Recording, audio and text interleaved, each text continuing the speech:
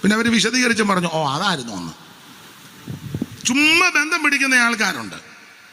ഞാൻ നിങ്ങളും അങ്ങനെയൊക്കെയാ. പക്ഷേ യൂദായുടെ മനോഭാവം കണ്ടോ?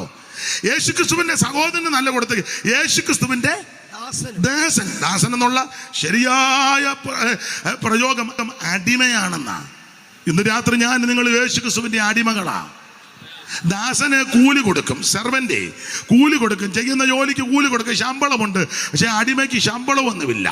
ദാസൻ ആ പറയുന്ന ജോലി മാത്രം ചെയ്താൽ മതി. അടിമ അങ്ങനല്ല, നോക്കിയും കണ്ട് പറഞ്ഞില്ലെങ്കിലും കയറി ചെയ്യും. അത് അടിമ. ഇന്ന് രാത്രി ഞാൻ നിങ്ങൾ യേശുക്രിസ്തുവിന്റെ അടിമയാ. ഗോസ്പൽ ടീമിന്റെ പ്രവർത്തനം ഉള്ളപ്പോഴല്ല ലഘുലേഖ കൊടുക്കുന്നത്. ഇത് ജീവിതം അതായിരിക്കണം. സ്തോത്രം. മാസത്തിൽ ഒന്ന് ഒരു പ്രവർത്തനമല്ല. അങ്ങനെയൊക്കെ ഉണ്ട്, നല്ലതാ, എതിരൊന്നും. പക്ഷേ ജീവിതമേ ഇതായിരിക്കണം. ഈ കണ്ടമാനം പ്രവർത്തിക്കുന്നതിലും കുറച്ചുകൂടെ എഫക്റ്റ് അത് ജീവിതത്തിൽ നിന്ന് വെളിപ്പെടുത്തി കൊടുക്കുന്നതാണ്. അതെ. പക്ഷെ നമുക്ക് ജീവിതത്തിൽ വെളിപ്പെടുത്തി കൊടുത്താൽ എല്ലാവർക്കും പ്രാഗൽഭ്യം. അതുകൊണ്ട് നമ്മൾ അങ്ങ് ട്രാക്ട് അടിച്ച് വശം കെടുക്കുക. ആ തമ്പിയുടെ ഹൃദയം. ഈ അടുത്ത സമയത്ത് ഒരു ട്രാക്ട് കണ്ടു, സണ്ണിയുടെ ഹൃദയം. നിങ്ങൾ കണ്ടോന്നറിയത്തില്ല, സണ്ണിയുടെ മനുപാശം കണ്ടോ? ഞാനും കണ്ടു, എന്നെ കൊണ്ട് കാണിച്ചു. അച്ഛാ അതേണ്ട സണ്ണിയുടെ ഹൃദയം. അന്നേരം വേറൊരു പുള്ളി പടശ്ശേരിക്കാൻ പറഞ്ഞു, അവിടെ അവരിറക്കി രാജുവിൻ്റെ ഹൃദയം. എല്ലാം ഇഷ്ടം പോലെ ലഘുലേഖ നല്ലതാ. പക്ഷേ അവരുടെ നടുവിലൊന്ന് വെളിപ്പെടുത്തിക്കേ യേശുവിനെ. ദൈവത്തിന് മഹത്വം. അപ്പൊ യൂദയുടെ മനോഭാവം യേശുക്രിസ്തുവിന്റെ ദാസൻ. ഇനി വേറൊരു മനോഭാവത്തിന്റെ വേറൊരു പദം പറയാം. 3-ാം വാക്യം ഒന്നുകൂടെ വായിച്ചേ. 3-ാം വാക്യം. പ്രിയരെ, നമുക്ക് പൊതുവിലുള്ള രക്ഷയെ കുറിച്ച് നിങ്ങൾക്ക് എഴുതുവാൻ സകല പ്രയത്നവും ചെയ്യുകയിൽ വിശുദ്ധന്മാർക്ക്. നിങ്ങൾ ആ പദം കേട്ടോ? പ്രിയരെ, നമുക്ക് പൊതുവിലുള്ള രക്ഷ. നിങ്ങൾ ആ പദം ശ്രദ്ധിച്ചോ? ഞാനിങ്ങനെ പറയുന്നത്, യൂദായുടെ മനോഭാവം നല്ല മനോഭാവം. ഒന്ന്, യേശുക്രിസ്തുവിന്റെ ദാസനാ, അനിയനാന്നൊന്നും പറഞ്ഞില്ല, കുടുംബക്കാരനാണെന്നുമല്ല വെളിപ്പെടുത്തിയത്, ഒരമ്മയുടെ മക്കളാണെന്നൊന്നും വെളിപ്പെടുത്തിയില്ല. ഞാൻ യേശുക്രിസ്തുവിന്റെ ദാസനാ. ഈ മനോഭാവം വരാൻ കാര്യം യാക്കോബിന് പ്രത്യക്ഷപ്പെട്ടപ്പോൾ മനസ്സിലായി അവിടുന്ന് ദൈവമാ. അതുകൊണ്ടായി മനോഭാവം. ദൈവത്തിന്റെ മഹത്വം. നമ്മുടെയൊക്കെ മനോഭാവം ഒന്ന് മാറണേ. ഞാൻ ഈ സഭയിലെ മെയിൻ ആളാ, ഞാൻ ഈ സെൻറ്ററിലെ മെയിൻ ആളാ, ഞാൻ ഈ ലോക്കൽ സഭയിലെ മെയിൻ ആളാ, ഈ ഞാൻ നാട്ടിലെ മെയിൻ ആളാ. ആ മനോഭാവം ഇരിപ്പൊക്കെ ഒന്ന് കാണണം ചിലരുടെ. ചിലർക്ക് കൈ തരാനൊക്കെ വലിയ ബുദ്ധിമുട്ടാണ്. ഞങ്ങളുടെ ഇടയിലുമുണ്ട്. ഞങ്ങളുടെ ഇടയിൽ നിന്ന് ഉദ്ദേശിച്ച കൺവെൻഷനൊക്കെ പ്രസംഗിക്കുന്ന വലിയ വലിയ വീരന്മാരുണ്ട്. അവരെ വെച്ച് നോക്കുമ്പോൾ ഞാൻ വെറും പീത്തയാ. സ്തോത്രം. ഒരു പ്രഗത്ഭനായ ആളിന് ഞാനും ഉണ്ടായിരുന്നു. കൈ കൊടുത്തപ്പോൾ പുള്ളി 2 പേരിലാ തന്നെ, 2 പേരിൽ. എനിക്കങ്ങ് സങ്കടവും വന്നു. ആൾക്കാർ നോക്കി നിൽക്കുക. ഞാൻ ഇങ്ങനെ കൊടുത്തത്, പുള്ളി ഇങ്ങനെ. എന്നോ പറയാൻ നമുക്ക് വല്ലതും പറയാൻ പറ്റൂ. അത് കഴിഞ്ഞ് ഞാൻ നോക്കുമ്പോൾ വേറൊരു പുള്ളിക്ക് പുള്ളി 1 പേരിലാ കൊടുത്തത്. അപ്പോൾ എനിക്ക് ആശ്വാസമായി, എനിക്ക് 2 തന്നല്ലോ.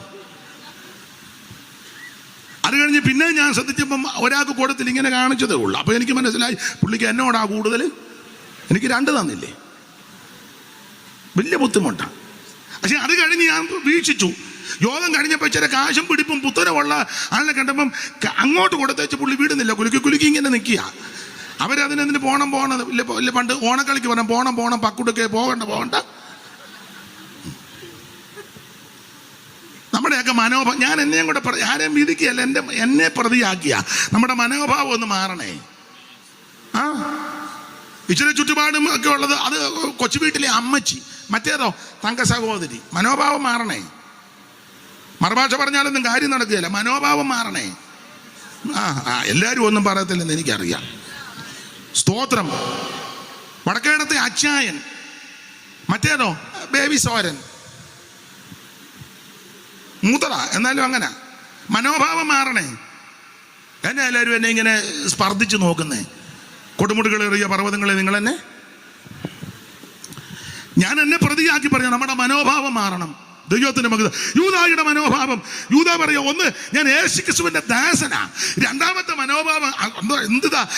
യൂദാ പറയാ, പ്രിയരെ, നമുക്ക് പൊതുവിലുള്ള രക്ഷ എന്ന് പറഞ്ഞാൽ അർത്ഥം ഇതാ, ഞങ്ങൾക്ക് കുടുംബക്കാർക്കെല്ലാം കൂടെ ഒരു രക്ഷയും കുടുംബത്തിൽ പിറക്കാത്ത നിങ്ങൾക്ക് വേറെ രക്ഷയല്ല.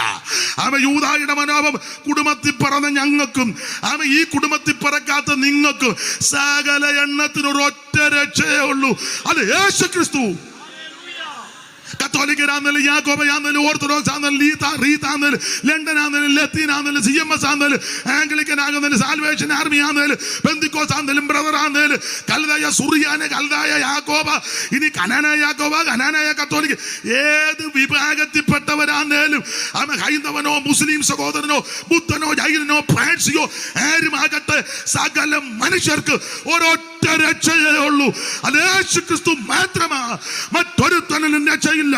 നാം രക്ഷിക്കപ്പെടുവാൻ ആകാശത്തിന് കീഴിൽ മനുഷ്യരുടെ ഇടയിൽ നൽകപ്പെട്ട ഒരേ ഒരു നാമം നസറായനാകുന്ന യേശുക്രിസ്തുവിന്റെ പരിശുദ്ധ നാമം.